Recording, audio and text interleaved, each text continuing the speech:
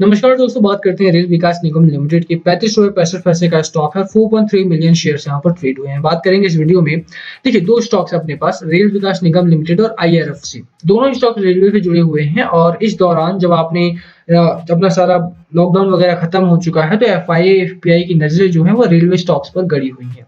दोनों स्टॉक्स बेहतर हैं, दोनों स्टॉक्स में अच्छी खरीदारी हो रही है एफआईआई की तरफ से। दिसंबर क्वार्टर में अगर स्पेसिफिकली बात की जाए तो करोड़ों शेयर्स यहाँ पर उठाए गए हैं। बात करेंगे दोनों स्टॉक्स में क्या रैली बनती है यहाँ पर और इस तरह का डिसीजन आने के पीछे क्या खबरें हैं। आरवीएनएल हो गया या आईआरएफसी हो गया, अगर आपने यहाँ पर पैसा लगाया है तो कितने टारगेट के लिए आपको वेट करना चाहिए। जहां तक आरबीएनएल की बात रही या आईआरएफसी की बात रही, दोनों ही अभी खुले हुए हैं, यानी कि लॉकडाउन वगैरह नहीं है, रेलवे चल रही है, पैसा बना रही है कंपनीज और क्वार्टर 3 काफी बेहतर रहने वाला है। जनवरी है और जनवरी के मध्य में ही अराउंड में आपका आरबीएनएल और आईआरएफसी दोनों ही क्वार्टर 3 के नंबर्स अनाउंस करेंगे। लेट्स होप कि क्या होता है क्या नहीं, बट अभी के लिए कहां पर निवेश करना है, कितना पैसा बन सकता है और चार्ट क्या कहता है, खबरें क्या कहती है, उनकी बात करेंगे। चलिए शुरू करते हैं, बट उससे पहले अगर आप चैनल पे नए हो प्लीज चैनल को सब्सक्राइब कर दो and hit the bell icon ताकि आपको नोटिफिकेशन मिल सके। चलिए स्टार्ट करते हैं। सबसे पहले देखिए, बात करते हैं आरबीएनएल की। जहां तक आरबीएनएल की बात है, गजब का स्टॉक है, बढ़िया मैट्रिक्स चलता है इसका। 1% के आसपास की रैली आज के दिन में आई है और 4.3 मिलियन शेयर्स आज के दिन में ट्रेड हुए हैं। जैसा मैंने बोला कि चार्ट बेहतर है, ट्रांसपोर्टेशन का काम है, कंस्ट्रक्शन इंजीनियरिंग का, और लॉकडाउन नहीं है तो कंस्ट्रक्शन काफी जोरों पर है। और अगर आप इसके नंबर्स देखते, देखिए अभी भी स्ट्रॉन्ग बाय है यहाँ पे। लगातार खरीदारी करने की सलाह यहाँ पर आती रहती है। जो बड़े ब्रोकरेज हाउसेस हैं दाव लगा रहे हैं यहाँ पे, तो बिल्कुल यहाँ पे खरीदारी तो करनी ही है। एंड ईपीएस देखिए, अर्निंग पर शेयर की अगर आप बात करें, 16% के आसपास ग्रोथ उम्मीद है यहाँ पे। ठीक है, तो कहीं ना कहीं आप मानेंगे कि ऐसे स्टॉक्स में ही पैसा लगाने में फायदा है जिनका ईपीएस काफी बेहतर हो। कंसिडरिंग दैट कि ब्रोकरेज हाउसेस भी यहाँ पर बैट कर रहे हैं, तो बिल्कुल यहाँ पे आपको पैसा बनेगा। जहां तक बात है थोड़े से फंडामेंटल्स की, देखिए फंडामेंटली कंपनी काफी स्ट्रांग है। 222 करोड़ के आसपास का नेट प्रॉफिट जनरेट किया था सितंबर क्वार्टर में, जबकि उस टाइम पे सिचुएशन जो थी बहुत आउट ऑफ कंट्रोल नहीं कहूंगा मैं, बट यस वहां पे काफी कंसेंसस नहीं था। ठीक है, काफी ज्यादा उथल पुथल थी माहौल में। और उसके बाद अब आप देखेंगे तो सितंबर से दिसंबर का जो क्वार्टर रहा है, काफी पैसा बना है रेलवे के पास भी, कंस्ट्रक्शन का काम अच्छा हुआ है यहाँ पे। तो क्वार्टर 3 अगर बेहतर रहता है, और वो बेहतर रहेगा ऑब्वियस सी बात है, क्योंकि एफआईआई का अगर आप शेयर होल्डिंग में दिखाऊंगा आपको, काफी शेयर्स उन्होंने उठाए हैं। कारण वही है कि यहाँ पे अगर आप देखेंगे तो लगातार खरीदारी उनकी तरफ से बढ़ी है।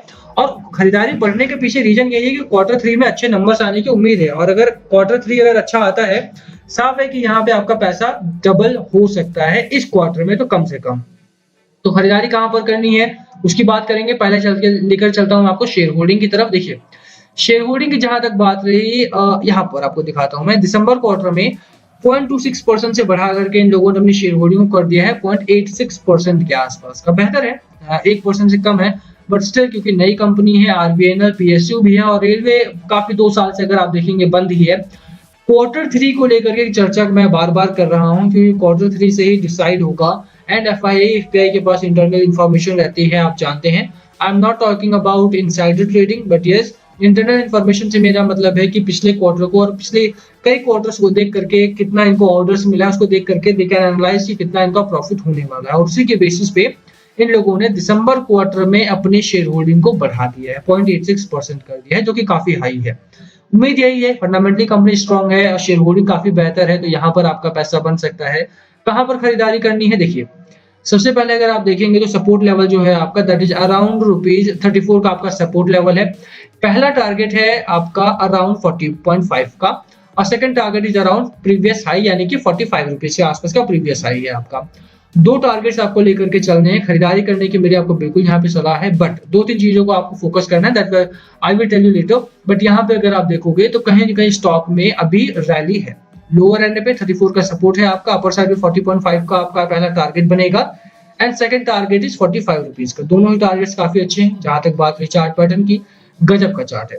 55 का आरएसआई है, मैकडी आपका न्यूट्रल टू बुलिश हो गया है, हिस्टोग्राम आपके डाउन साइड पर है, बट यस ओवरऑल अगर आप देखेंगे तो जिस तरह के चार्ट पैटर्न आरबीएनएल का बना है, जिस तरह के फंडामेंटल्स है और जिस तरह से एफआईआई एफपीआई ने करोड़ों शेयर्स यहाँ पर उठाए हैं, ये बात तो साफ हो जाती है कहीं ना कहीं कि आरबीएनएल जैसे स्टॉक्स में ये टाइम है, ये मौका है आपके पास खरीदारी करने का।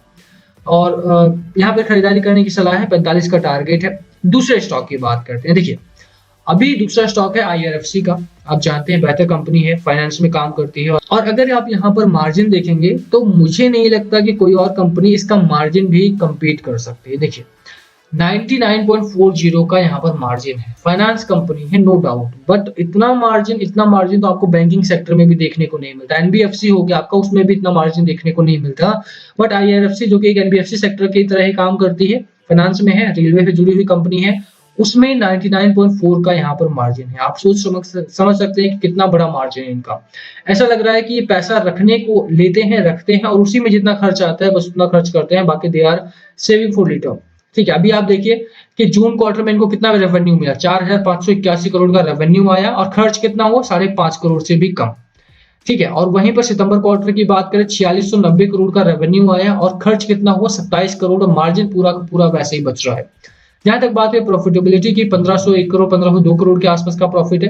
कोई बहुत बड़ा जंप नहीं है प्रीवियस क्वार्टर से, बट हाँ अगर आप ईयर ऑन ईयर बात करें तो 995 करोड़ से जंप करके 1501 करोड़ तक आ गया है, और बहुत अच्छा जंप है यहाँ पे। अगर आप रेवेन्यू में बात करें, रेवेन्यू में भी फंडामेंटल्स काफी बेहतर हो चुके हैं। तो उम्मीद यही है मेरी कि आईआरएफसी जैसे स्टॉक्स में भी आपको यहाँ पर अच्छा खासा मुनाफा बनता हुआ दिखाई देगा। आरबीएनएल में जहां पर एफआईआई ने यहाँ पर शेयर होल्डिंग बढ़ाई है, वहीं पर आईआरएफसी की जहां तक बात रही, देखिए आईआरएफसी जो है आपका, वहां पर सितंबर क्वार्टर तक के अगर आप शेयर होल्डिंग को देखते हैं, सितंबर क्वार्टर तक भी 1% के आसपास की शेयर होल्डिंग एफआईआई की है। अभी तक दिसंबर क्वार्टर की शेयर होल्डिंग फाइल नहीं की है कंपनी ने, दैट्स फाइन, बट मुझे उम्मीद यही है कि यहाँ पर क्योंकि लगातार अगर आप देखेंगे तो शेयर होल्डिंग बढ़ी है, इस क्वार्टर में भी इसमें शेयर होल्डिंग कम से कम आपको बढ़ के दिखाई देगी। कोई बहुत बड़ी खबर नहीं है, कंपनी 10 नवंबर को 7.5% का डिविडेंड अनाउंस करा था, तो कंपनी डिविडेंड तो देती ही है, आपको पता ही है, और फरवरी में इसका डिविडेंड अक्सर आता है, तो फरवरी में डिविडेंड भी आपको मिल सकता है। देखिए लास्ट फरवरी में भी इन्होंने डिविडेंड अनाउंस करा था। उम्मीद यही कर रहा हूं मैं कि आप अगर अभी खरीदारी करते हैं तो ना सिर्फ आपको आईआरएफसी में प्रॉफिट मिलेगा, बल्कि डिविडेंड भी आप लेकर के जाएंगे साथ में ही, क्योंकि रैली में है अभी कंपनीज, अपना जो लॉकडाउन है वो लगा नहीं है, तो रेलवेज भी खुली हुई है, तो क्वार्टर 3 भी चौंका देगा आपका। आईआरएफसी में कहां पर खरीदारी करनी है भैया, देखो खरीदारी आपको करनी है अराउंड इस प्राइस पे 22.55 के आसपास, अभी 22.95 के आसपास ट्रेड कर रहा है, दैट्स ओके। आपका जो पहला टारगेट है दैट इज अराउंड 24-25 रुपीज के आसपास का आपका पहला टारगेट मिलेगा, बड़ा टारगेट है। उम्मीद यही है कि इस बार क्योंकि रैली में है, स्टॉक रैली में है बाजार आपका, तो यहाँ पर आपका पैसा बनेगा। दूसरे टारगेट की अगर आप बात करें, सेकंड टारगेट इज अराउंड ₹26.4 का।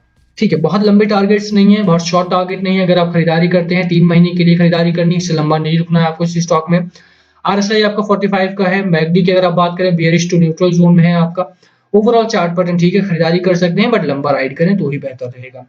आईआरएफसी में 2 बड़ी चीजें हैं, पहला ये डिविडेंड आपको मिल सकता है फरवरी के महीने तक, और दूसरी खबर ये है कि आपको चार्ट में 25 रुपए तक का टारगेट आपको शॉर्ट टर्म में मिल सकता है। यहाँ पे दोनों ही स्टॉक में अच्छे मैंने टारगेट बता दिए। 45 का टारगेट आरबीएनएल का है, आईआरएफसी का 25-27 का टारगेट है।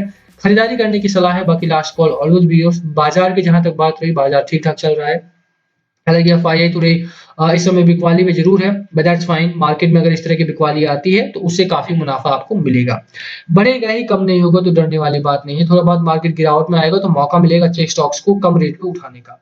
खरीदारी करके चलो, दोनों ही स्टॉक बेहतर है, कौन सी आपकी चॉइस है प्लीज कमेंट करके शेयर करना। वीडियो को यहीं खत्म करते हैं, प्लीज कमेंट बिलो। अगर कुछ पूछना हो तो थैंक यू फॉर वॉचिंग।